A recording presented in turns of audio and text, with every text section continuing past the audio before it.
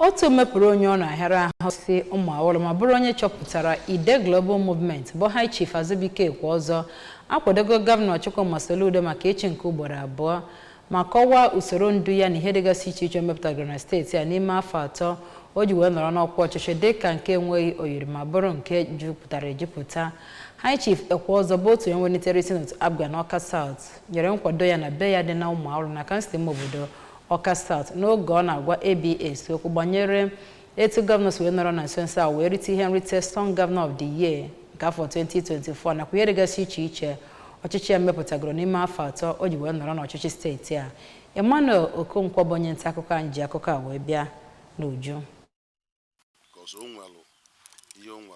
Ya bụ onye wubere otu ahụ na-anọghị n'okpuru gọọmenti akpọrọ Ide Global Movement bụ High Chief Ekweozor rụtụrụ aka na gọvanọ Chukwuma Soludo bụ nọọ Chineke nna zitere na steeti a iji wee weta ọganihu na mmepe tọrọ atọ na gburugburu Anambra steeti ndị ọgwụpụta dịka ịrụ okporo ụzọ awara ihe ọlụlụ ndị ọzọ dị iche iche gụnyekwere inyere ndị mmadụ aka ebe ọ kwuziri na ọrụ ọma dị iche iche gọvanọ Chukwuma Soludo lụrụ na steeti a agafeela ọrụ dị iche iche ndị chibu steeti a na mbụ lụrụ n'oge nke ha. Ọ kọrọ na ya bụ onye nkwanye ugwu gọvanọ pụrụ iche na Nigeria nke ndị Sun Newspapers nyere gọvanọ Chukwuma Soludo bụ nnọọ nke kwesịrị ekwesị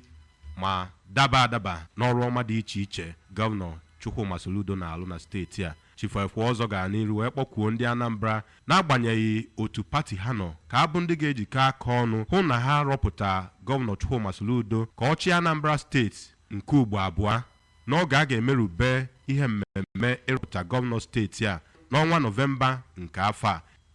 Afia solution and the solution anwa ka ọ na-egosi ije n'ụlọ ọgwụ Maka ị ga-afụ ihe ọ na-alụ ebe ahụ na flyover ọkwa na nke amụọ na nke arụma ijezie na nke Ekwulọbị anaghị na-ayọ na ka election a na ha abịa anyị jikọ aka ọnụ pati ọwụna gịnị ka anyị kwado nwoke site n'ụmụ awụlụ nke dị n'okpuru kansụl Awka South. Abụ m Emmanuel Okonkwo.